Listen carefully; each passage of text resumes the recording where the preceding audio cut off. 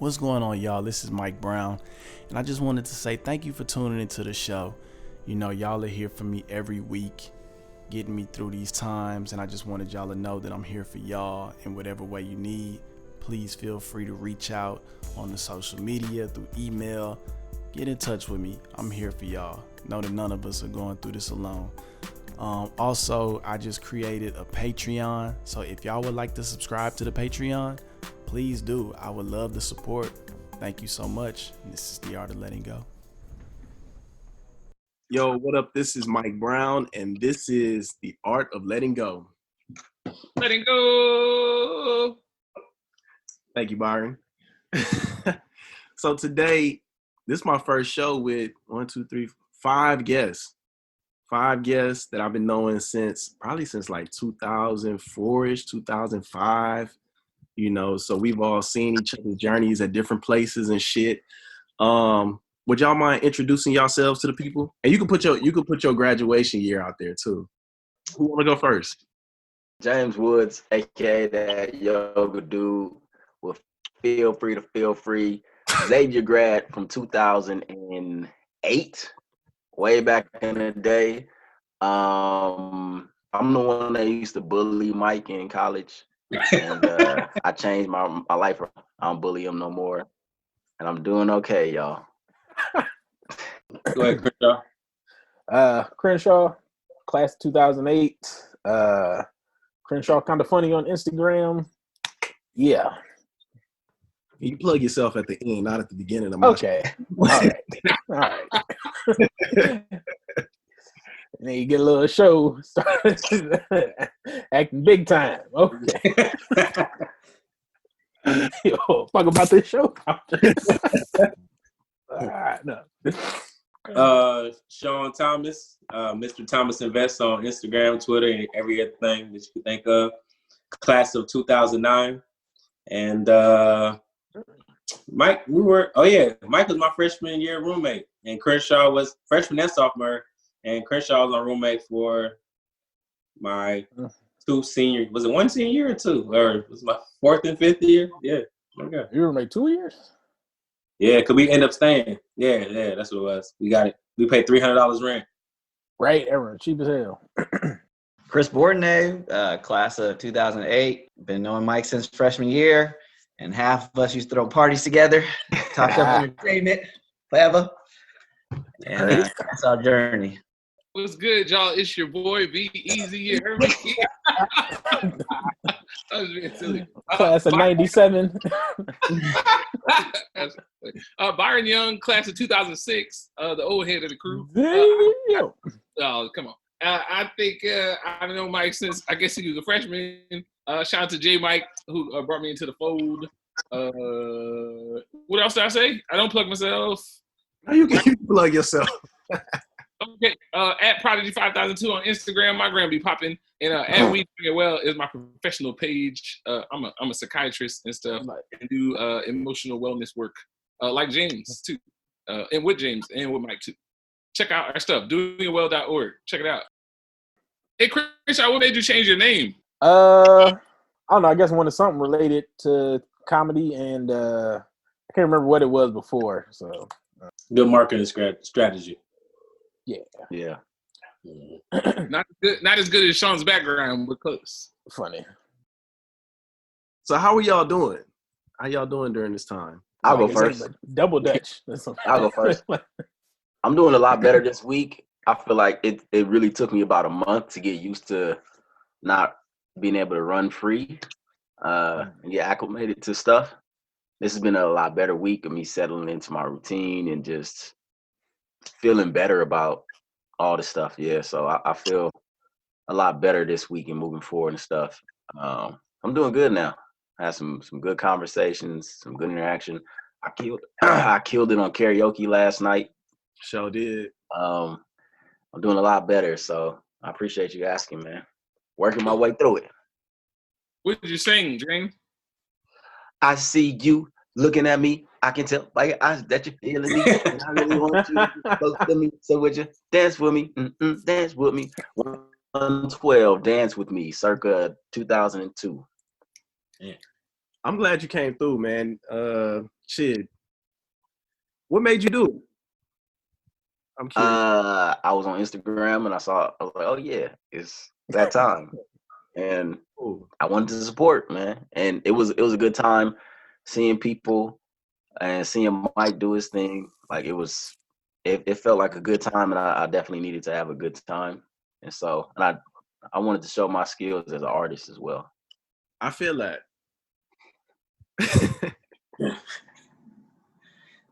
How about you, Sean?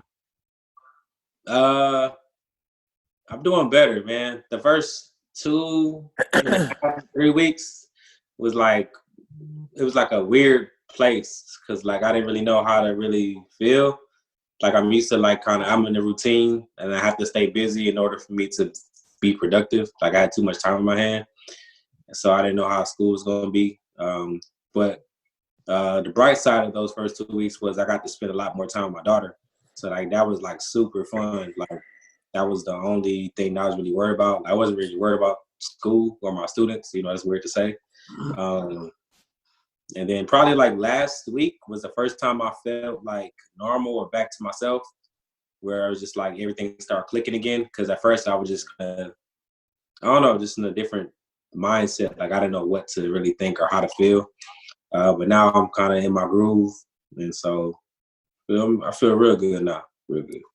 What is that like having a child during this time? It's a combination of, well, took her out of daycare.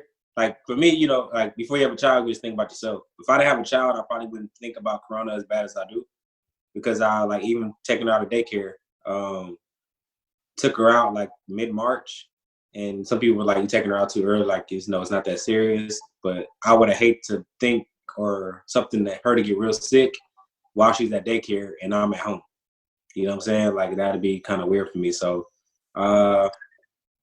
it's weird. It's having a kid during this time for me is you know scary, but it's fun at the same time because I get to spend a lot of time with her and kind of see the personality that the daycare people always tell me she have. Because when you work, you only get to see your child, like at least for me, probably 2 or 3 hours a day because she goes to sleep, you know, a little after daycare. So and now I kind of get to see the real her. So it's kind of been fun. Crenshaw.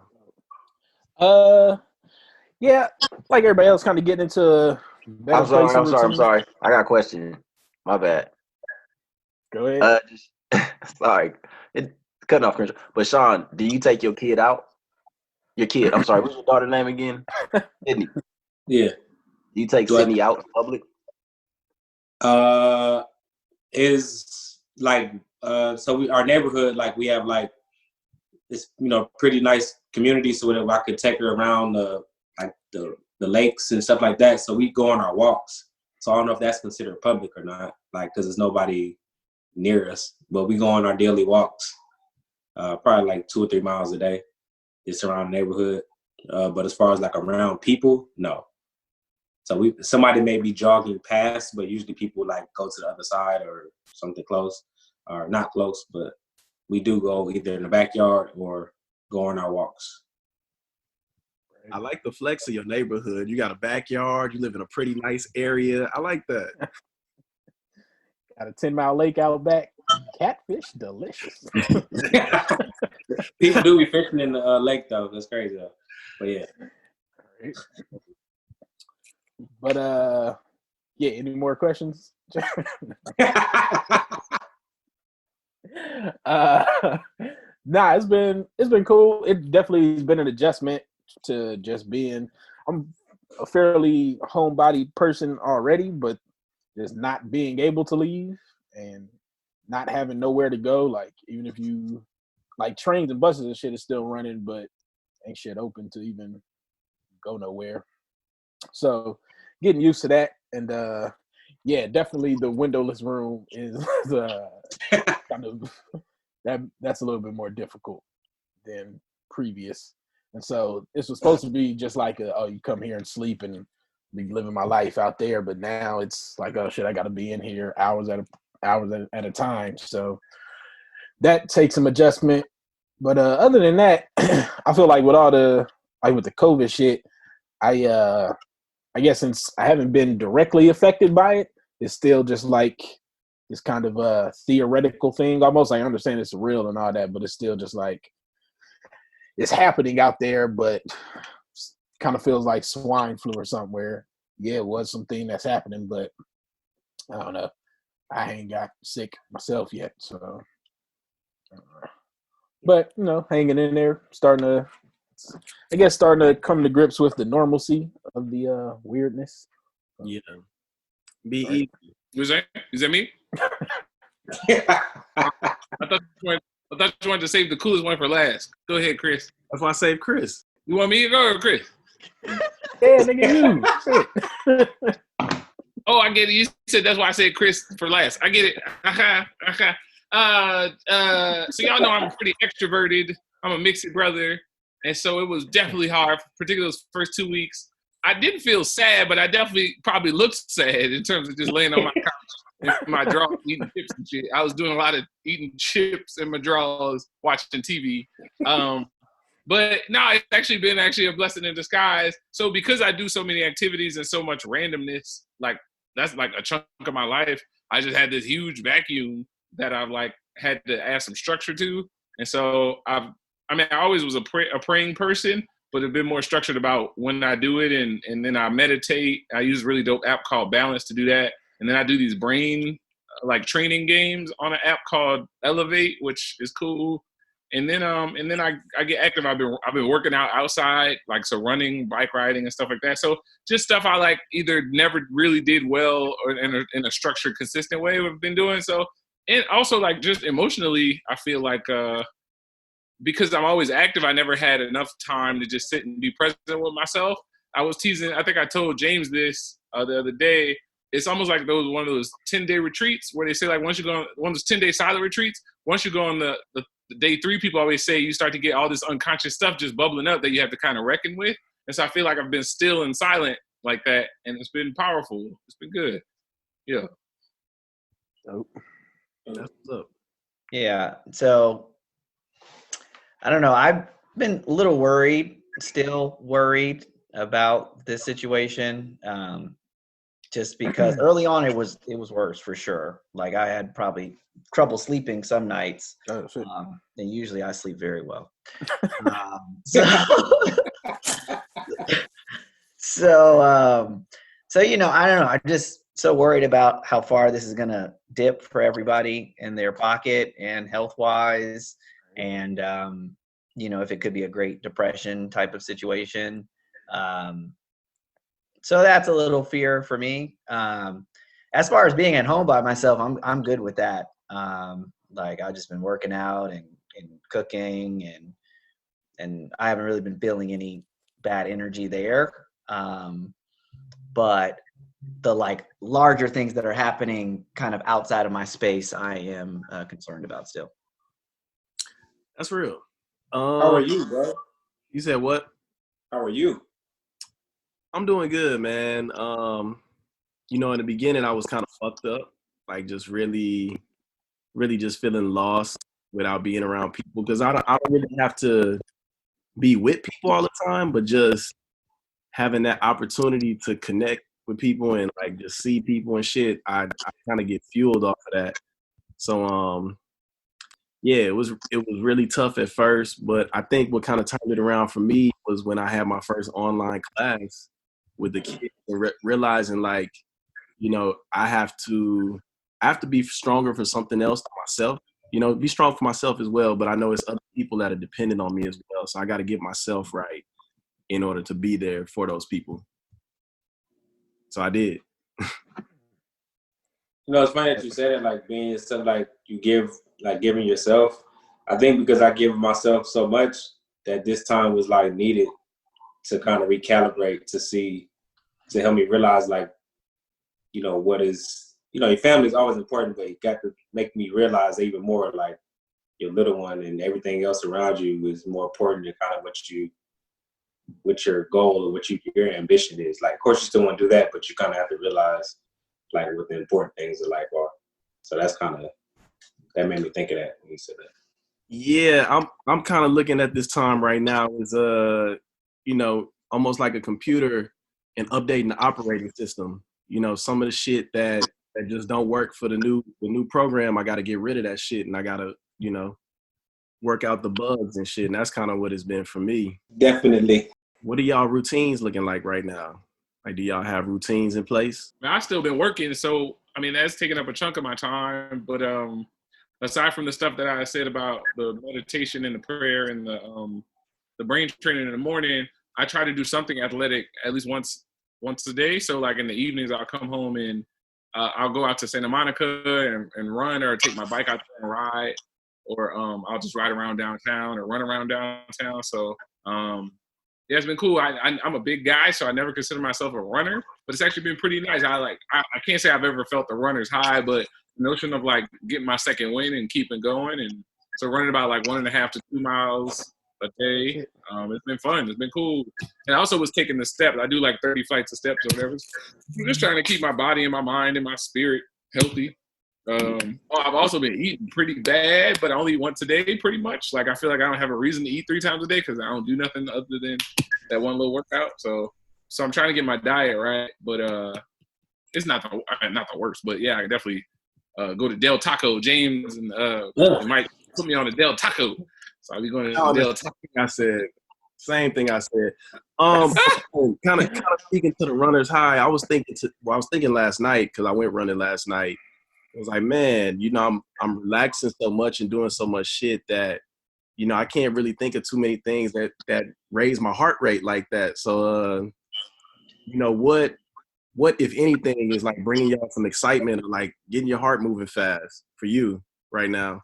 Like physical type shit, or just like physically, emotionally, like, you know, it's shit emotionally that Going to the store. Going to the store, going to Target, going out. I'll be anxious and like, don't look at me, don't touch me. But at the same time, I don't want to be weird. Like I want to connect with people still. And it's awkward now hiding behind a mask. Not hiding behind a mask, but having a mask up and seeing how people interact with you and stuff. And it's like I can't give my obligatory I'm a good black man smile. I'm safe. I gotta kind of get that energy in a different way. So really going and worrying about touching the gas pump, worrying about signing something, worrying about giving somebody some cash, and like, oh man, I gotta hurry up and go wash my hands. Really got my heart rate I think a little bit faster. So just waiting for that part to be over. I'm ready for the social distancing to be gone. Yeah. I don't know if y'all know KP. Yeah. All right, so KP, like that's, you know, Xavier. So she's one of my daughter's godparents. So she has 2. So she's one of 2 people who comes over, like, you know, who can come over, you know, with social distance things. So when she comes over, that's like kind of raise the heart rate because it's like fun, because like interaction with like a person, you know what I'm saying? Like that, I never thought I'd miss that because I like being isolated for the most part, but like being forced to be isolated is like different than doing it yourself. So that kind of like is pretty exciting. And like James said, just going to the store, like sometimes I go for a drive for like an hour or 2 just to like look outside, you know what I mean? See what's going on. Like even if I don't park anywhere, I'm just gonna drive and just kind of just go. Yeah, I did maybe early this week or last week. I like rented a car for like a day and then just drove around for a while just to get out and shit. So that was dope. And then this week I started like doing these like online open mics and shit, and kind of started writing again. So I hadn't been doing that pretty much probably like this first month of all this shit.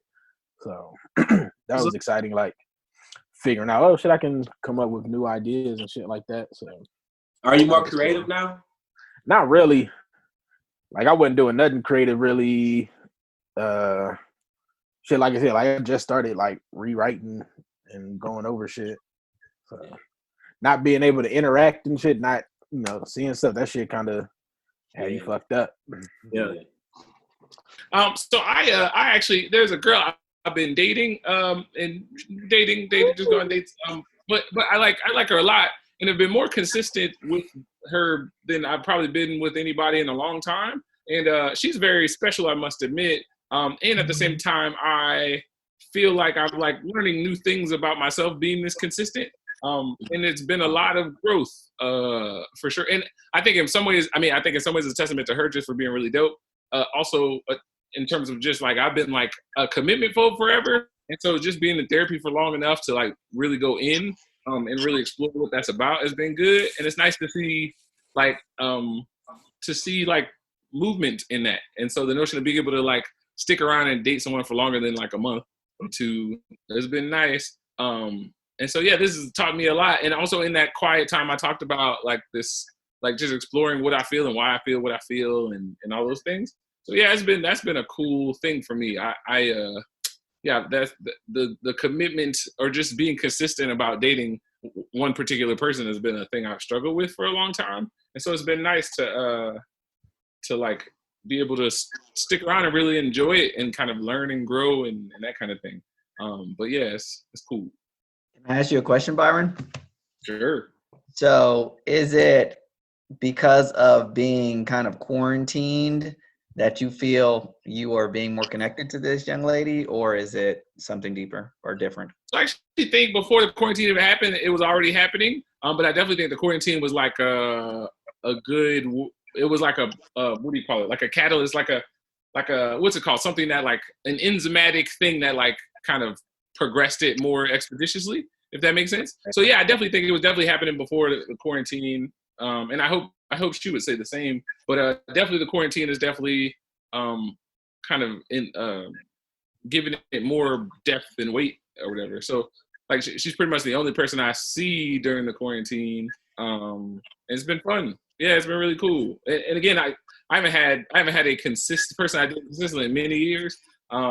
So yeah, that's a thing. But yeah, no, I do think that quarantine played a role in why I've been able to kind of explore what it means to me more. Because usually I'm always doing so much stuff that I don't have time to like really, or not that I don't have time, I haven't made time to do it, but having this time has been like reminding me of like how special it can be to connect with someone who's really dope. Like just kind of like like if I would have lived the rest of my life just kind of dating superficially, I probably would have been fine with that.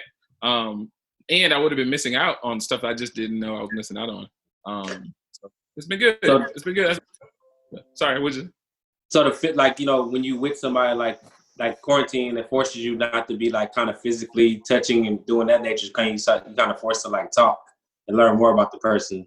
So is that, like you said, that's what kind of helped too? Or just the notion of not really, or the notion of not really going on dates with other people, not going to do all kinds of other, like, I like do something every night. So I've never given anybody consistent time in terms of like, not just dating other people, but also like going to basketball events constantly, going to art events constantly, doing things on my weekends. And so the notion of not making time and space, but the notion of making time and space and finding out that it's like really special to do that is something that I think this has been helpful with. And again, I do think I was doing that before the quarantine started, but the quarantine definitely helped make it solidify it, I think. So it's been nice. It's been cool. It's been really cool. But not just in terms of the whole dating thing, like even just in terms of my own emotional life and my own emotional world and my own emotional growth, like just having this much time to sit and think about what I think and why I think what I think, and having those situations where you think you thought a particular thing about a thing, but you don't really know till you're like challenged with it. And so having experiences where I'm challenged and actually have to see if I like really am who I say I am, you know what I'm saying? Like be like, oh, I would not be this person in this situation, and you don't know till you get in that situation. So it's been like nice. An example that you can speak to? Is there something specific that you don't mind sharing, or that you challenge yourself on? Like like for instance, just being a happy person. Like I'm a generally happy guy, and I realize a lot of the things that I do are very nurturing, fun, kind of fill in the void kind of thing. So like I do a lot of really fun, happy type of events.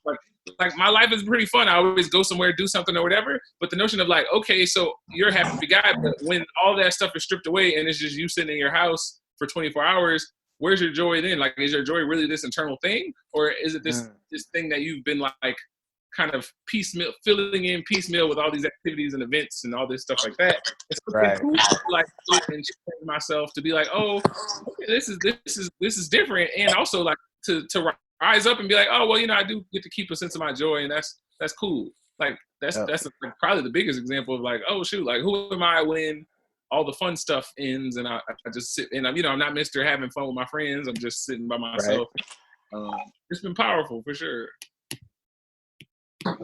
Hey, you used the word earlier. You said ensmatic. I'm about to Google that thing later. Ensmatic, like something that helps to catalyze a thing. Okay, cool. Like expeditiously. Got T.I. on the phone with us. Right. Shoot, Byron here was bringing him joy. What's bringing y'all joy right now? For me, talking to my sisters, that always makes me really happy when I talk to them on the phone. Yeah. And working out makes me happy too. But just connecting with them that way, just talking to family on the phone. At Easter, we had like a small family gathering. So that was nice. Yeah, that's for me. Crenshaw. Your show now, son? I don't know. Definitely doing. I guess being creative again has been one of those things, and I don't know. I guess it's weird, but like just going outside for walks and shit. That's pretty cool. Walking further and learning new things or learning like new spaces and seeing the neighborhood. I guess that are areas of the neighborhood that I wouldn't have paid attention to and wouldn't have learned about. Finding a new park is very exciting for me. So that's just shit like that. Discovering new shit. That's what's up.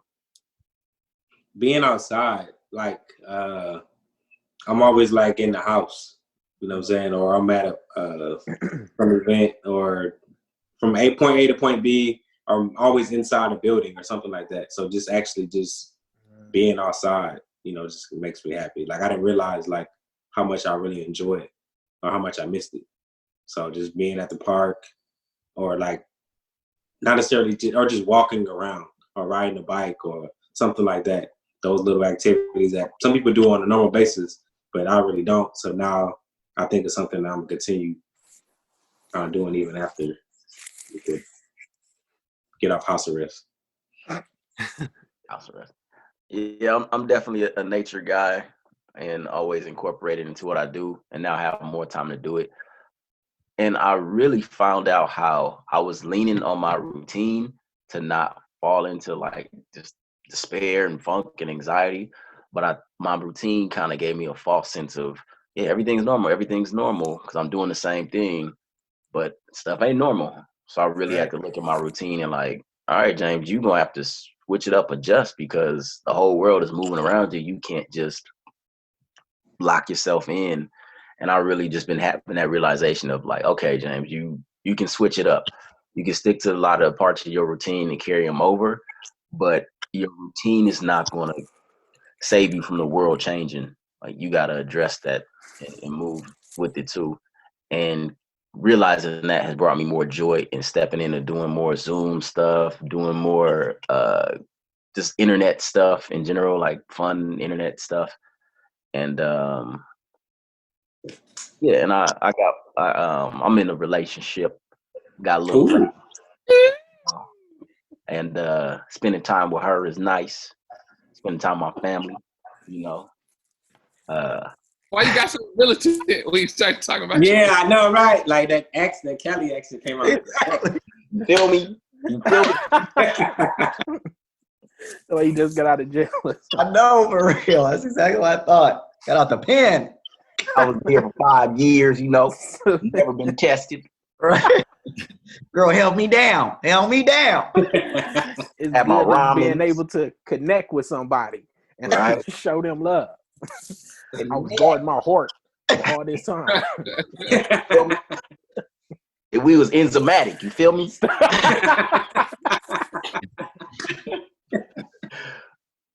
Yeah, man. Shit. That's what's up, man. Sean asked a question. Well, he said something earlier about freshmen in college right now and just how they probably going through it. but I mentioned how we went through Katrina. So I was curious to know if y'all would have any advice for somebody that just entered college or in the beginning of college going through this.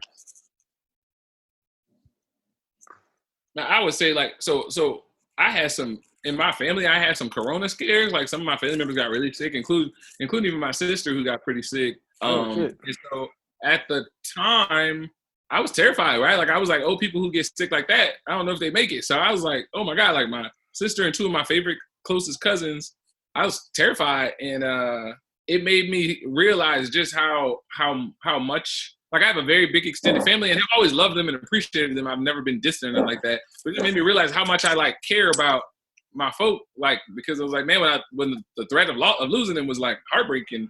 And so I would say if you whatever you're going through, just make sure, like, you keep your tribe close, and, like, all that petty stuff about, like, having arguments and then not talking for months or days or whatever, all the stuff about, like, you know, trying to prove a point or whatever, all that petty stuff, let that go. Like, that'll never serve you, because tomorrow's not promised. You never know. And so I know people say that in, like, a cliche way, but, like, for real, like, let that, all that, like, kind of anger and rage and all that guilt and all that shame can weigh you down. And so really let that go. Like, that will not serve you well. And so I think I think sometimes it's harder to realize that as a younger person, because you're so focused on, like, trying to be right or trying to get your point across or whatever for stuff that's just not worth it. So in that old people wisdom, like, let stuff go. Like, if it ain't that serious usually. And so I think that's something that this is reminding me about, like, yo, keep your tribe, you know, friends, family, and otherwise, if that's your tribe, hold them tight, and, like, never let petty stuff get in the way. Right. I like that. Yeah. What was the question again, Mike? The question was, what would you tell the youngsters that's going through this? And I'm going to jump in and take it. I know when Katrina first hit, it was a lot of uncertainty, not really knowing what was going on. And so it was just a mad scramble. And there was so much information out there of, like, Xavier destroyed, and I'm going to this school, I'm going to that school. And luckily, shout out to Morehouse, we got to go there for free, and they gave us money and free food and everything. And Atlanta was crazy. But it was just so much information. All of us scattered. Chris went up north. I know y'all went to Houston and did y'all thing out there. But I would just tell them, go with what feel kind of right for you in that moment. Take it day by day, moment by moment. And at the end, everything gonna work out. Because after everything happened, we all was able to come back still. But I had to take it moment by moment, enjoy where we was. Now, so I'll switch it up to the premium page. You going, Sean? Nah, that's you, Sean. Funny. I would say, like, kind of similar to what James was saying, but limit some of the information you bring in and shit. Like, don't watch the news constantly. Like, have a set limit on how much of that shit you consume and bring in, and just be aware of the I guess just like the negative shit that you kind of let into your life at this time, and try not to dwell on that. And I feel like I have something to say, but I forgot. But yeah, mainly that off the top. Just really limit the amount of news, and especially like the negativity of the news. Like, you ain't got to be watching the death tolls and shit like that over and over. And yeah, man, look for the positive and stuff. And for the most part, yeah. That depressed me early on, honestly. Watching the news every day and just having everything, like, I think that's what kind of had me in a weird space too. Just going back to everything, like, because you would see it and you couldn't help but to watch it. And I remember in our group chat, we was like only positive stuff, right? And it's because we kept posting negative, and it was like you tried to, but it was so much negative stuff coming out. And I think when you know, I'm pretty sure y'all did the same thing, man. That conscious effort, just like, man, I ain't looking at that stuff today. Right. You kind of have yourself in a better mood. So that's real good advice, y'all. Real good advice. I think another thing is it's been highlighted how just quickly, it's highlighted how our infrastructure isn't nearly as strong. Like, the American health infrastructure isn't nearly as resilient as you'd like to think for this big industrialized rich country. Like, it's like if 3% of the mortality rate is like 3%, like folks are doing, like, our hospital systems are like struggling under the pressure of it. And it just doesn't seem, I mean, it's a lot of pressure, but it doesn't seem like the kind of pressure that would make you think that a hospital system in a very rich country would struggle under. So it's just been scary of being like, man, it's just a lot of lies that you kind of just assume to make yourself feel comfortable are like being exposed. And so it's like, oh man, like what's the truth?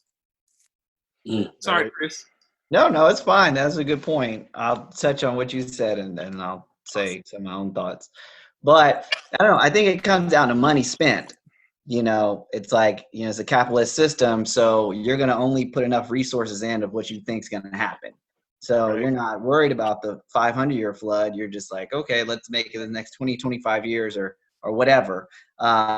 It is unfortunate. I'm surprised we don't have a good testing system as of yet. That to me is a bizarre the hospital thing because so many other countries got testing so fast. I think that's like a larger issue maybe with some people in our government. But as far as like advice to somebody that's in college, I would say this too shall pass. And also make an action plan if you can of basically thinking if this happens, I'll do this. If that happens, I'll do this. And really just setting a path for yourself to be ready because now you know it's a horrible situation. So now you can kind of prepare yourself for it. I feel that. And when you said the financial thing, it made me think about Katrina when we got them checks and shit. I wish somebody would manage my check or some shit, so I think that's great. And I think all y'all advice like kind of reflected y'all as well. Like everything y'all gave like really reflected y'all as people. I think for me, I would probably tell somebody to, tune into themselves and deal with they shit. This nigga in the bedroom now. This nigga Tommy 2 times. Tommy P. Hey, Tommy P. Yeah. Yeah, Tommy P look old and grown. Tommy P, man, tell the people who you are, man. You just jumped in the conversation. Tell the people. DJ Tommy P. Oh, are we live right now? We live, Charlamagne. But we run it. What y'all talking about? We talking about what advice you give to somebody that's in college right now. Just being that we all been through Katrina, what advice would you give to somebody that's dealing with this right now? Dealing with this while they're in school? Yeah. Man, I mean, just try your best to stay focused. I mean, this is a major distraction. So I remember our biggest thing, we got to Atlanta. I don't know if y'all touched on it, was just trying to stay focused. Just trying to stay focused, man. Because I remember somebody had said it who they didn't go to Xavier, they went to another school in New Orleans, but they were just like, they said, yeah, I'm registered and I'm good. But they said, back into school mode. And that's that can be tough. It's getting back in that school mode sometimes. In the midst of all this going on. But that's what I say. How's it for you being a dad right now? Man, it's it has its great times and it has its crazy times. But I mean, I wouldn't trade it for nothing, man. I know Sean echoes the same thing. I heard him on the podcast on his episodes. It's y'all can hear him in the background. Stop. It's a great thing, man, and it's something I've always looked forward to. I got a question for Mike Brown and Crenshaw and myself. What we gonna do with this stimulus package? I don't know. I haven't got my shit yet. I don't know. I'm well, shit. I ain't got no job yet, so it's probably gonna either go into paying rent for a couple more months. That's to stay out here while I look for something, and then man, I don't know. But what you got planned for the money, James? I'm gonna invest it. Like in stocks or something, or just in like yourself? I'm gonna just give it all to Sean and Chris. Y'all split it up and invest it. I don't know. What you gonna do with it, Mike? Man, I'm gonna probably just put it in the bank, man. I don't need it right now. I ain't gonna do nothing with it. Ain't nowhere to go. Ain't nothing to buy. You know. So I'm gonna just put it away. I'm paying off all this debt. Anything that I got, cars, credit cards, I'm trying to be debt free in 2020. Let me claim Sydney. Right. Let me claim Sydney. I can get an extra 500. It's messed up. We don't even get her though, because she was born after we filed our taxes. Wow. So they go off of last year's taxes. That's some bullshit. Yeah, so she's not on this Wait, one. what? So they don't know that we have a kid because we didn't, you know what I mean? Because they go off of last year's taxes. How old is your kid? She turned 1 in March. So we don't get that extra. We just get off of just us. So That's some bullshit. I know. Tommy P, how are you keeping your joy during this time? Now, I'm somebody that likes to take time to like go somewhere and do something. So it's a little tough. I mean, I don't know. I mean, I try to find new interesting shows to watch, or a new interesting movie that I haven't seen, like, or I might try and play a video game with the knucklehead in here. I mean, that's about it. I mean, I'm more concerned with joy than mine. Yeah. Just because, like he doesn't always understand, what's going on. Or, I mean, what kid at 5 years old wants to, be in the house every single day? Right. And you can't really break down to him that, hey man, like I'm doing this because I'm safe. How do you explain that? Like, how do you convey that to your kid and all that? Well, I mean, I've told him, like, because he's a daddy boy, so like anywhere I go, he wants to be. And so like if I go inside the Chipotle or something to go grab some food real quick, like he wants to come. So like having to explain to him every time, like, no, you can't go. I don't want to get you sick. He's starting to understand, like, okay, I don't like being sick, so for whatever reason, there's some virus out there. Christian, who are some of your comedy influences, like other than myself, who really inspired you to want to get out there and do this kind of thing? I mean, you mean like professional comics that shit like that, or yeah, people who we would know. So like Bill Burr, somebody I watch a lot. Patrice O'Neal, definitely Dave Chappelle. Probably those three off the top of my head. So you like smart comics, not like, you know what I mean, like kind of make you think, but like kind of real world, kind of. Yeah. Those probably like my top, like Chris Rock, definitely up there. So yeah, but watching a lot of YouTube honestly made me like be able to start doing it and kind of seeing how normal people are that do it, and it's not like some divine calling necessarily. Like it's just a thing that you work on and just get up and start doing it and get better at it. So, do you think watching all the movies and stuff like help, like growing up? Because you always like you like to laugh, like you know what I'm saying, like you're always laughing. So you think like that helped you kind of figure out what is funny, or you just kind of insight? It might shape what I find funny, I guess, and what I look at to be funny.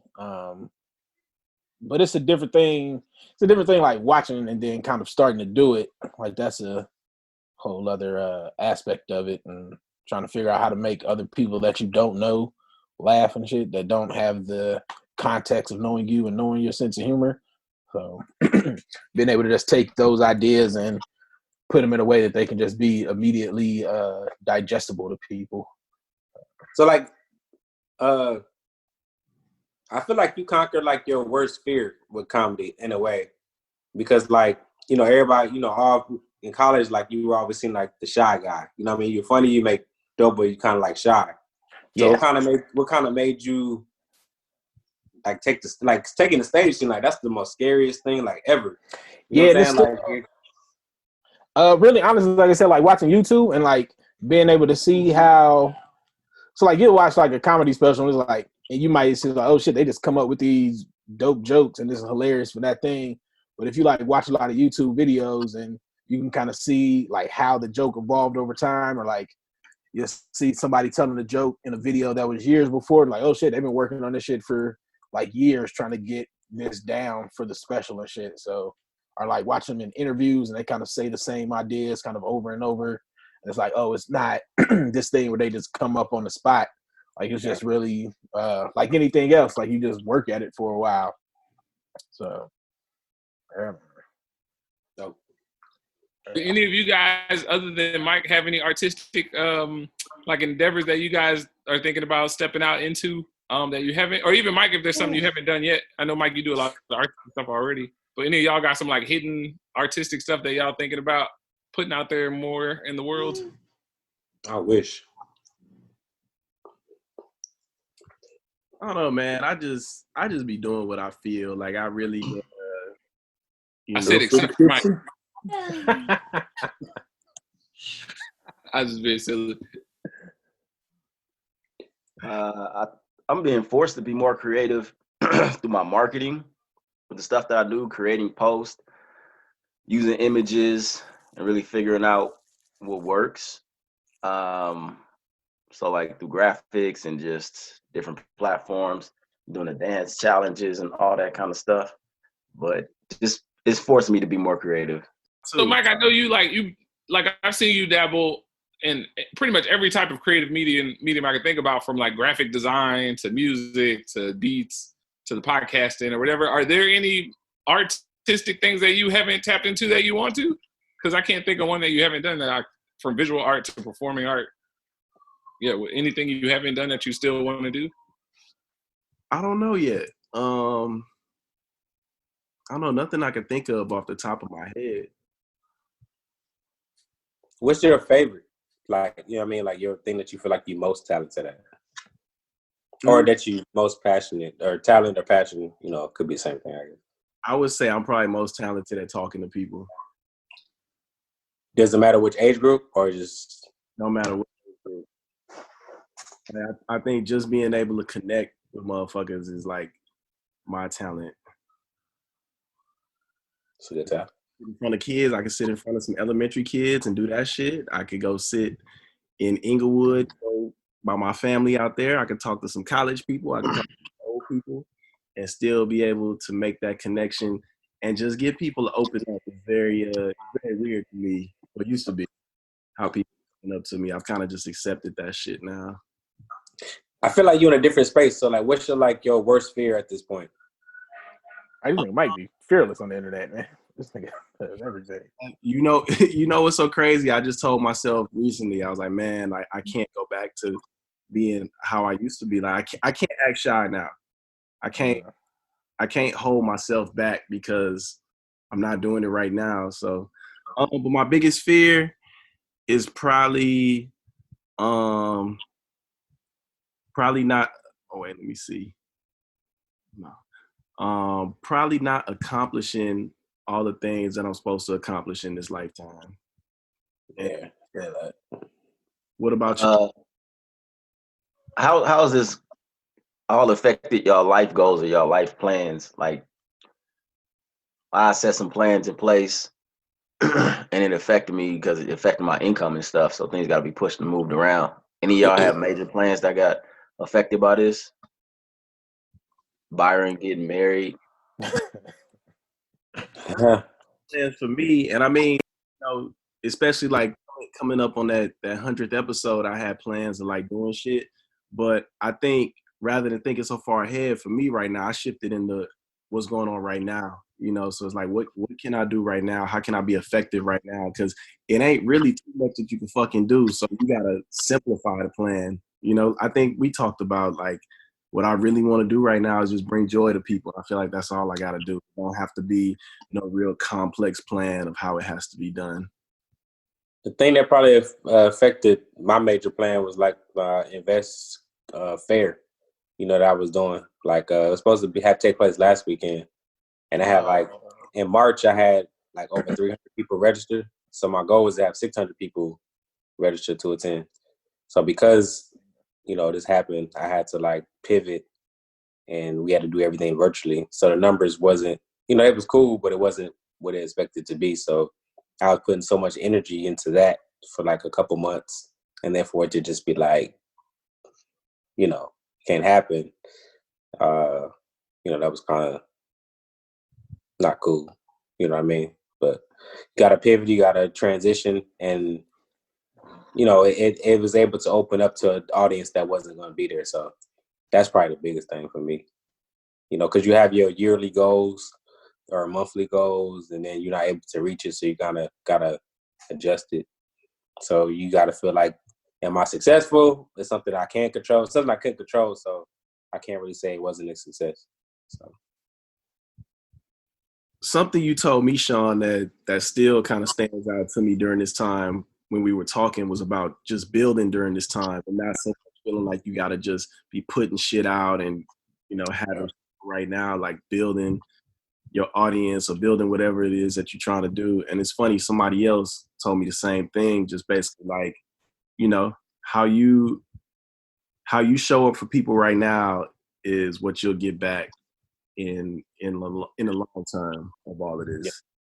Yep. When you build like right now, like the relationships and the content or whatever you building, and you being personable with people, when everything back to normal, they're gonna be fans of yours because they're gonna remember, how you made them feel, or you had that relationship already. So even from a business standpoint, this is like the perfect time to reach out to people for whatever business that you have and to build those relationships, and not necessarily ask for like money, but just kind of ask for how you doing, just building personal relationships. So therefore, when when things get better, they're gonna be loyal to you. Real talk, like, I'm happy to see what Sean doing down here, though. And appreciate it, bro. It's a good thing, man. And I didn't know. Did I hear on the Sean? Okay, did I hear on one of the other episodes that you used to teach in Sunnyside? Addicts Middle School, man. That's why I first started teaching that. Man, okay, yeah, you made you made it through Sunnyside. You doing all right? Yeah. Any other school is cake. You know what I'm saying? Compared to that, so What's going on, counsel? Oh man, I'm good. Oh, yeah, both working from home. Crazy. Freaking trying to stay busy. That's basically it. Watching the stock market burn in flames. So y'all's the work's kind of slow down because all the studios and stuff have kind of come to a halt. So yeah, y'all kind of preparing. Yeah, things have slowed down a bit, but the group I'm in now, it's like the business affairs animation group. So they're still doing some things. But I'm supposed to be moving over to live action next month, but I don't know if that's going to happen because, who's going to onboard me. So yeah, but I'm still been staying busy. Like, contracts have been getting sent out and revisions have been getting sent out and people are getting paid. So, but I don't know how long they can sustain it. The parent company released $100 million global relief campaign. So for like aid workers and child education and people in the entertainment space, so that at least made me feel a little better. Like, if they got $100 million, should be okay for a little bit. Right. Yeah. How about for you? Have you been having to go into court and stuff, or is that been kind of shut down? Yeah. I was transferred to the juvenile division, so I've been dealing with with kids now. In their jail, what they call detention. Anytime we have a detention hearing, where one of them is in custody, like we have to go in and have one of those hearings every so often to make sure it's still a good reason for them to be in detention. Without being released or whatever. So those are the only reasons why we have to go up there, is to go up there and have a hearing with them and their parents and the judge and their attorney. Have they been releasing more juveniles or people just in general because of Corona? Yeah. We've really tried to release as many of them as possible. It pretty much got down to the point where if you had anything that didn't involve a gun or straight up murder, then we were trying to get you out of there. So So What do you pretty think much of that? What do you think of that policy? I think it's pretty good because now you're only really keeping one of them now is fear of public safety. So, if somebody has 3 aggravated robberies, you may not, you might want to, at least at that point you've gotten rid of a lot of them, and then at least there's less of them in there at that point. But you have to. It's a fine line or a hard line to try and manage the public safety aspect of it, and then also somebody's life at the same time. Has your job at Houston been providing like masks and gloves and all that, or are you just Yeah, they provide, well, not really the whole mask thing. I mean, they give you one mask, but then they have gloves every day. They have hand sanitizer everywhere in the building. We've been doing everything through Zoom for the most part, so I may have to go in the building, but I'm like in my office or something. Oh, okay. So like I'm in my office, the juveniles are doing Zoom from where they are. And then the defense attorney is doing Zoom from somewhere else. The judge is in the court. And then the parents are in a whole nother area as well. Oh, wow. Yeah. Y'all happy right now? Yeah, man. Health. Happy enough. Yeah.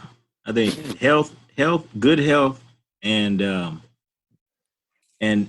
still motivated, So yeah, Mike, I feel like I do feel like I'm happy. I feel like sometimes I go through very long stretches of like living the kind of life that doesn't really challenge my joy, and so lately it's been a challenge. It's been nice to be challenged and still get to sustain it and know that it's something real. Sometimes I feel like I'm in such a good space that I feel like I'm almost delusional, and I'm like something ain't right because a lot of times folks around me don't seem to be in that space. So I'd be like, I don't know, is this real? Is this really how I feel? I don't know. And so it's been nice that lately I've had some challenges that like, I'm like, oh yeah, I'm about that for real. So that's been really nice. And I feel like, I come from a very under-resourced situation. And I feel like I had so many elders around me and so many people around me that showed me all kinds of things. I got to learn from their mistakes and learn from their ways of living and that kind of thing. I had very blessed to have a particular mom and a grandma that were pretty special in terms of how they viewed things. And so I think one of the things my mom was very serious about her unconditional love for us. I think it was easy to kind of internalize that and to be pretty easy on myself because of it. And my grandma was also very like serious about never dehumanizing somebody. So even if we had people who were addicted to substances in my neighborhood, she treated them just as good as she treated anybody else. And so I think I took those things really deeply. And I think I'm very appreciative for sure. And I think even when things are difficult, even when I have hard times or feel sad or whatever, I'm appreciative for that too. And so the ability to like really just appreciate just feeling and being and, not necessarily having no goal I have to reach, but just being unconditional with how I like love myself and view myself has really helped me a lot, man. I'm very, very deeply appreciative of that. So yeah, thank you for asking that question. I like to reflect on it. That was deep. It's my bedtime, y'all. But for real, I love and appreciate y'all. Mike, I appreciate you putting this thing together, man, keeping everybody in contact. Let the people What's know. that, Mike? Let the people know where they can find you and what you got going on right now. This Friday I'm doing From Yelling to Yoga webinar where we talking about how we can use yoga in parenting and working with our kids. You can find that on my Instagram, that yoga dude, and check the link and everything. Just check the link in the Yoga Dude Instagram profile. Is that on Instagram or like Zoom or something? Or are you doing that? It'll be on the Zoom. Mm-hmm. So or hit us up on the website, www.thatyogadude.com, or feelfree.net. Feel free to number 2, feelfree.net. You can get more information about what we're doing, especially during this time of Corona. I'm gonna do a live Instagram. I'm gonna have y'all all on there and stuff too. We're just doing a lot. So check us out on our Instagram, Facebook, That Yoga Dude, the website, That Yoga Dude, and feel free to feelfree.net. Man, and I'm very happy to see myself in these squares amongst all you squares. This is Ew. Man, you lucky it's being recorded. It's a powerful group, man. It really is a powerful group, and I appreciate being in this group and being loved and loving y'all in this group. So, I'm going to bed. I thank y'all so much for staying connected. We gotta do this again. Good night, y'all. Hey, real Love you, quick, James. Let the people know where they can find y'all and what y'all got going on.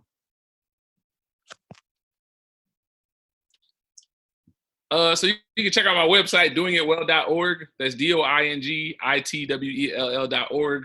You can find me on Instagram at Prodigy5002. That's my personal joint. Or on Instagram at We Doing It Well. And at Twitter at We Doing It Well. Honored to be here. Oh, and I got a bunch of projects with Mike and James from the inspirational relaxation CD with like hip hop undertones that our brother Mike produced, and I executive produced, I guess. Some videos for like parent management tips, videos for yoga with beautiful Black people in it that James did, and just a bunch of resources around mental health and emotional wellness. And check out the Brilliantly Black too at Brilliantly Black. We've been doing sessions and we've been doing them remotely, so people from all over the world could join. And we use this really dope system called Mentimeter, which is pretty cool. So we've been having fun with that. How did your last one go?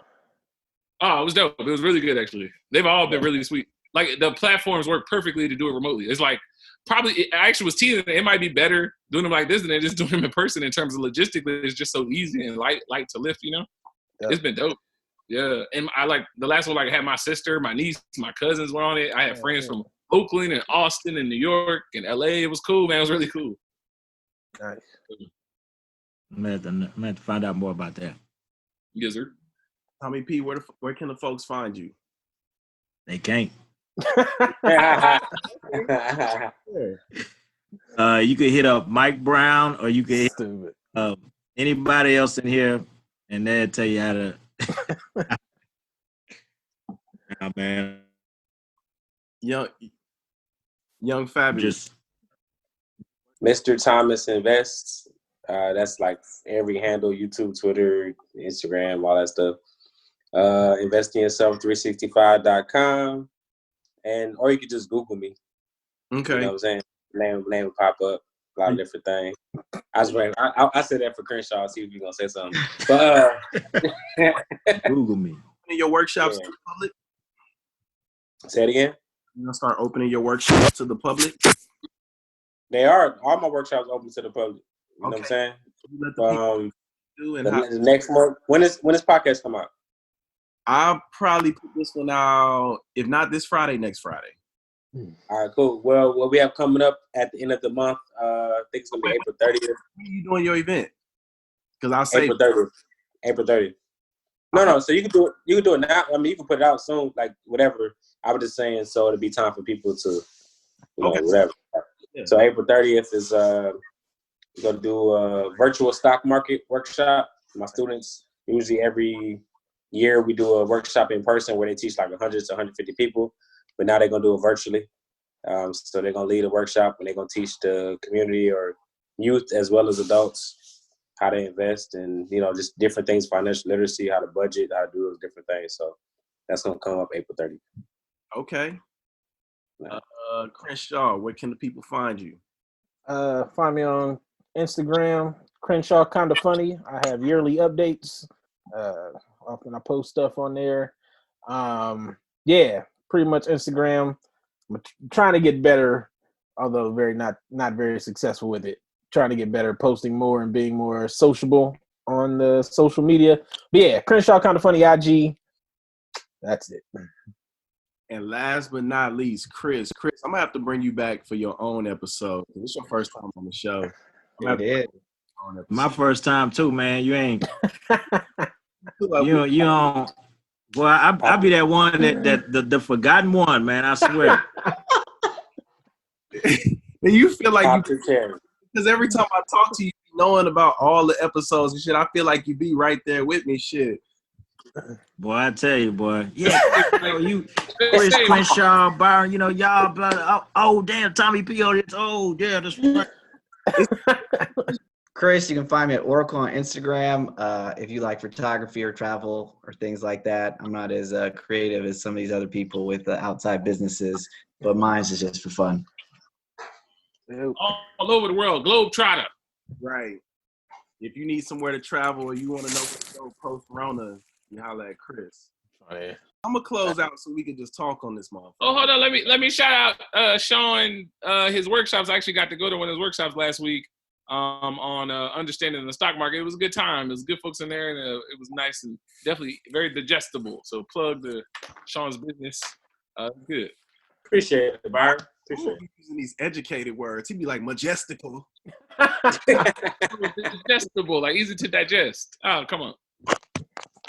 I appreciate Goes down smooth. Yeah. I appreciate y'all coming on the show. I appreciate the people listening to these shenanigans. This is Mike Brown. Not the shenanigans. Shenanigans? Shenanigans in it. This is Mike I Brown. pretty thought it was that shenanigans. Art of Letting Go. Thank you for tuning into this week's episode of The Art of Letting Go. If you like what you heard, please be sure to subscribe to us wherever you listen to this podcast and leave a comment. Let us know what you think. Let other people know what you think as well. If you want to get in touch with us, hit us up on all social media at The Art of Letting Go Podcast. Also, you can send me an email, theartoflettinggopodcast@gmail.com, or give us a call. Leave a message. We might play it on the show. 213-394-2773.